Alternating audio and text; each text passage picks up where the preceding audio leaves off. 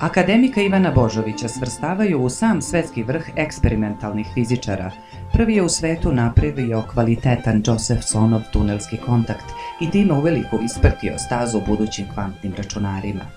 U protekle 3,5 decenije dao je izuzetan doprinos nanoinženjerstvu, posebno kontrolisanoj izradi veštačkih kristala sa željenim osobinama, što je od suštinske važnosti za proizvodnju visokoprovodnih materijala.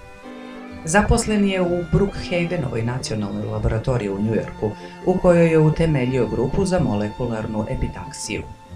Studije fizike započeo je 1970. na Prirodno-matematičkom fakultetu, na kojem je sledećih 5 godina diplomirao, magistrirao i doktorirao.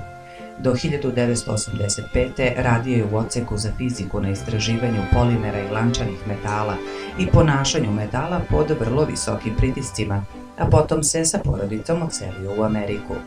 Dobitnik je brojnih uglednih međunarodnih i domaćih nagrada. Inostrani je član Srpske akademije nauka i umetnosti.